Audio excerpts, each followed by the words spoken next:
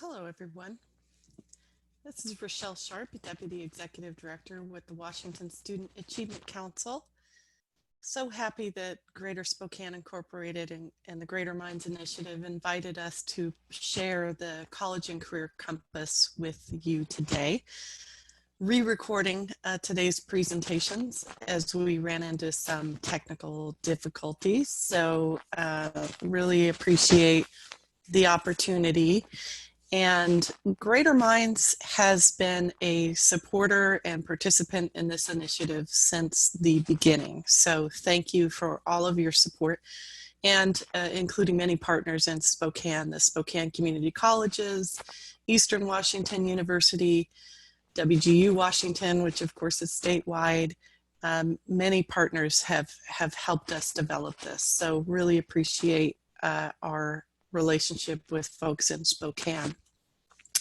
Wanted to start today by sharing a little bit about who the Student Achievement Council is, why adult learners are a priority for us, and demonstrate for you the Compass online tool. I'd like to then explain the role of campuses and their participation, and then end by sharing a little bit about the financial aid opportunities in Washington. We really can't talk about adult learners without emphasizing the importance of our new Washington College grant. So starting with the Student Achievement Council, we are a cabinet level agency, and we were created in 2012, and we manage and administer a variety of programs, financial aid programs, savings programs, supporting veterans with benefits, student loan advocacy, college access programs, authorizing schools to do business in Washington. And then we also work on policy and research. And all of our work is tied to advancing educational opportunities for Washingtonians. We set two major goals: that every working age adult has earned a high school diploma, and 70% of working age adults have earned something beyond high school, from apprenticeships through bachelor's and graduate level degrees.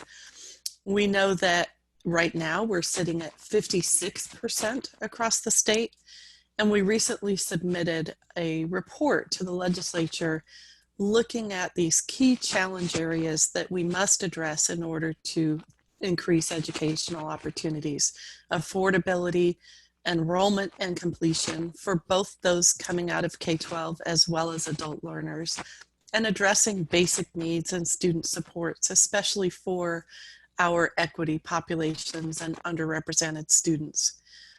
We know that for a state with the needs of our employers and our workforce, we don't do very well preparing Washingtonians for those jobs. Not enough high school students go directly to college. We have enrollments of adults that are declining, and we have important challenges that students are facing in terms of student support. So we need to not only support our high school students, but look at folks in our communities who may be ready to advance their educational career. We have about 1 million adults in Washington, some with no high school, some with some college but no credential, and some with a high school diploma, but they have not pursued anything beyond that. And we know our educational ecosystem in higher education was really not designed for adults. And there are quite a few policy and support issues that students run into. Maybe if they attended college before, they had a negative experience. Maybe they're doubting whether their skills are rusty or whether this is the right time for them to balance work and family. Maybe they have a transcript that is going to sort of haunt them when they return. There's a lot of us to think about, a lot that we can think about to really support adult learners intentionally and in a welcoming environment. So with that, we had about a 40-person advisory team that we've been working on. We were lucky enough to get some support from the Lumina Foundation to help us initiate this and develop this web-based tool. But we're really looking at this as more than a recruitment tool. We want to build a statewide infrastructure that is going to engage many partners, employers, workforce agencies, community-based organizations to support adults. What I'm going to share today is primarily about the student identification and outreach and marketing and the online tool that we are starting with as we roll this out. We will be sending inspiring messages to students that are designed to encourage them to engage with this online tool. And the online tool will then allow prospective students to explore educational programs, navigate information, and get questions answered, and then get connected to the campus that has the program that they need. Our outreach plan is essentially three-pronged. First, we have identified former students using our own statewide data sets, and we will engage in an 8-email campaign with those students, former students, and encourage them to think about returning and think about their future and share information about the new Washington College grant, and hopefully inspire and nudge them to go to the Compass tool. We will then swiftly be engaging in broad marketing as well, using social media, search engine optimization, Facebook, and other marketing efforts to broaden the reach of our messaging. And lastly, we are engaging with partners, workforce development centers, community-based organizations who may be working with adults. At the time now, as we are in the middle of the COVID-19 crisis, folks are losing jobs, their hours are being reduced. It's a time to think about once families are stable, they may be wanting to prepare to engage in an educational program in the fall. So we will be increasing our marketing efforts between April and June of 2020. I included some embedded video because I really wanted to show you how the Compass tool is designed to be mobile first. I also wanted to be sensitive to live demos and losing internet connections, as did happen with my first presentation. So I'll start by showing you, this is not an app in the sense that you have to download it, but it really functions like an app. So when the prospective student opens the Compass tool, they first come to a home page, which essentially shares the purpose of the Compass tool. Explore educational pathways, get ready, get some information, questions answered, and then get connected with campuses. From the home page, it then goes to, when you click on Find Your Path, a series of prompts that will tell the prospective student, or ask the prospective student, what is on your mind? What are you thinking about? What are you concerned about? And as you engage and respond to these different prompts, you're highlighting different topics in your, what we're calling, backpack. And as users select those particular topics, when they get to the backpack, they will be highlighted for them. The backpack has 5 different modules that address issues related to affordability, the educational pathways that may be available, various topics related to preparation, getting enrolled, and getting supported. So as the user then selects the particular module they're interested in, the articles that they selected are recommended. Each article shares some brief content and then lets the user know what other articles that are similar to that topic might be. And every article has tips and questions that the user might be want to ask the campus when they get connected.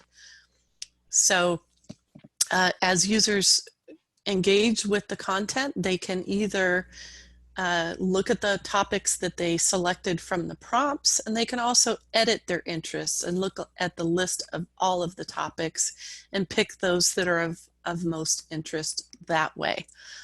And by doing so, they have saved those topics in their backpack. They're also able to show to what degree they've explored the content in a particular module.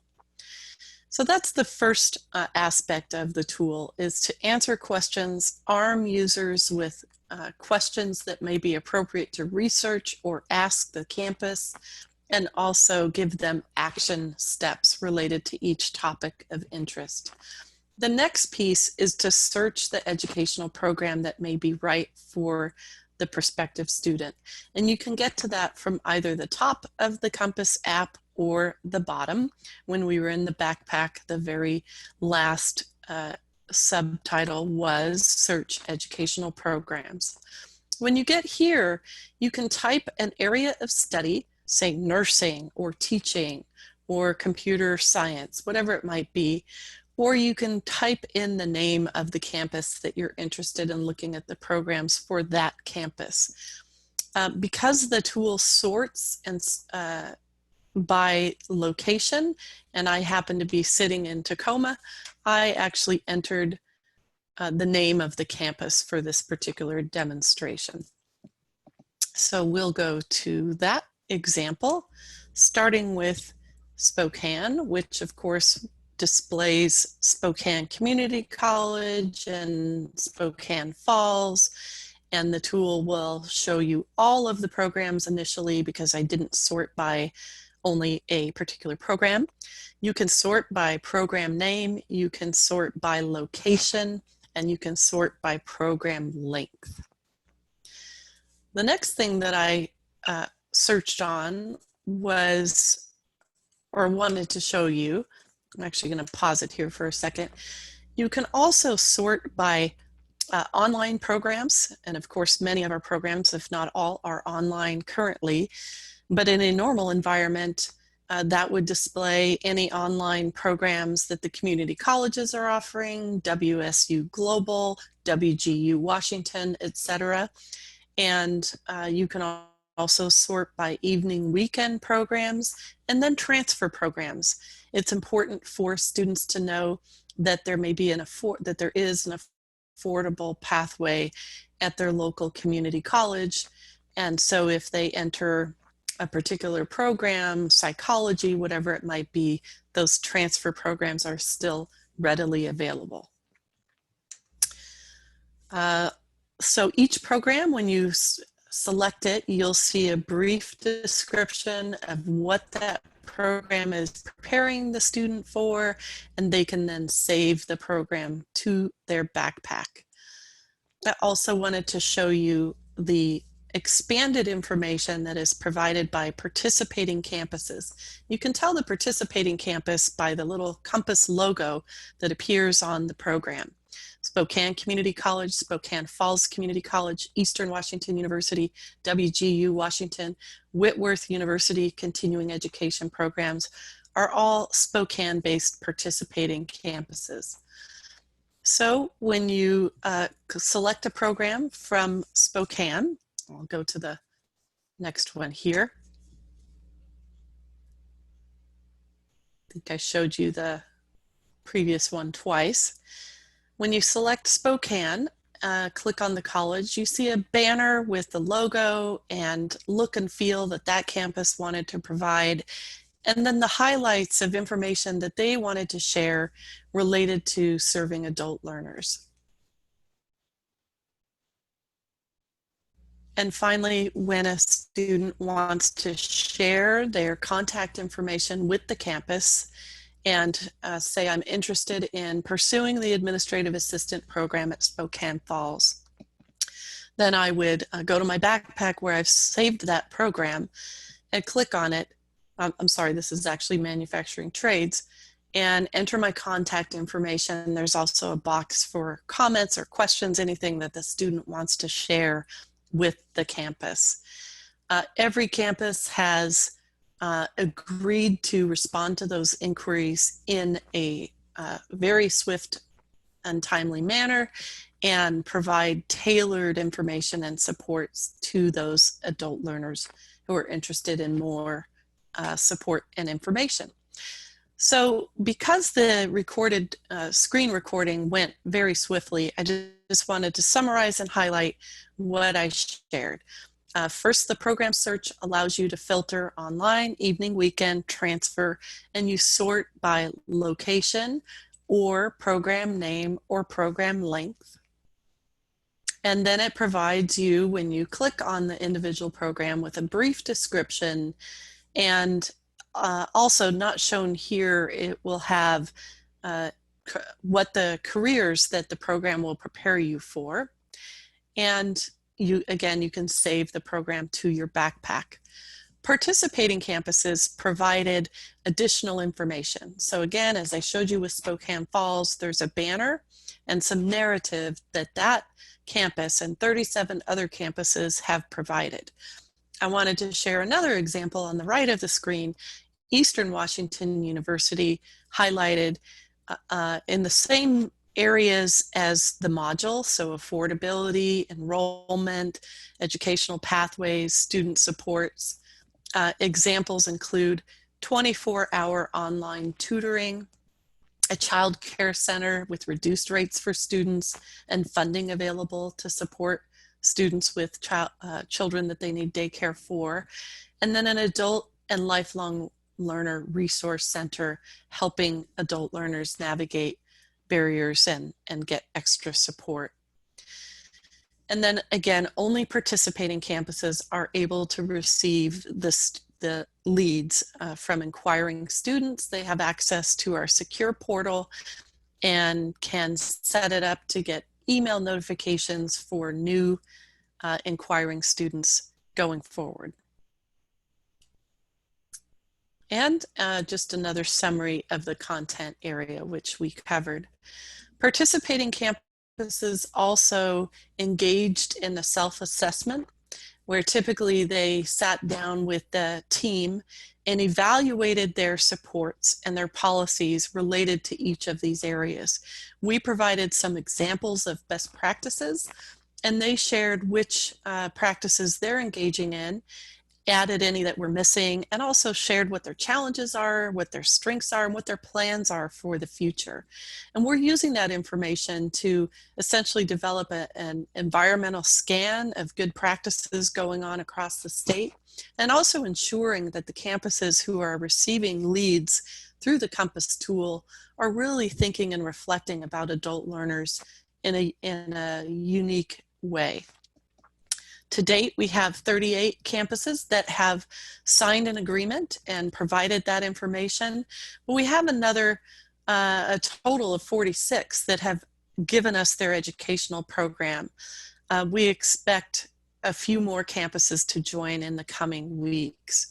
So as I mentioned, in the Spokane region, Spokane Falls, community colleges, Eastern, Whitworth, as well as WGU are participating.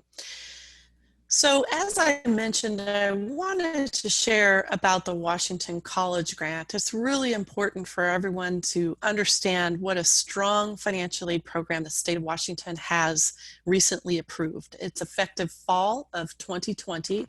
A Washington College Grant will be a guarantee for eligible students. It will be available for an expanded set of educational pathways, from apprenticeships through college degrees, certificates, associate degrees, etc. It is very generous in terms of reaching higher up the income scale. So the lower income students making, say, $50,000 for a family of 4 or less will get a maximum award, which is essentially tuition based at public rates. There are private institutions participating, but they get the award based on public tuition. And those from families up to the state's median family income, which is $97,000 for a family of 4, get a partial award. So for example, if you are close to that 97,000, you would get 10% of the maximum award. And so The program is generous, it is flexible, it is available to adult learners. Students can attend part-time, even dropping down to 3 credits. And there's no age cutoff or eligibility or cohort having to be available only to high school recent graduates, like some programs across the country. So it's absolutely critical as we promote educational pathways to adult learners that we remember and emphasize the importance of the Washington College Grant. So as we launch the College and Career Compass, we will be seeking additional partnerships to promote the tool with workforce entities and community-based organizations, and look forward to partnering with you in Spokane and getting your feedback as we move forward. If you have any questions, that is my contact information. Please know this is the first time we've demonstrated the tool beyond PowerPoint with a concept, and it is brand new. We have not yet issued our press release, so you're absolutely free to share the tool. The URL is there at the bottom of the screen, compass.wad.gov. You can share it with adult learners, share it with your campus, share it with employers. Please connect with us before you do any media engagement, as with the COVID-19 scenario situation, we're holding back on a little bit some of that broad press release until things stabilize. So I welcome your feedback, and I really appreciate the opportunity to share this information with our Spokane partners. Thanks so much.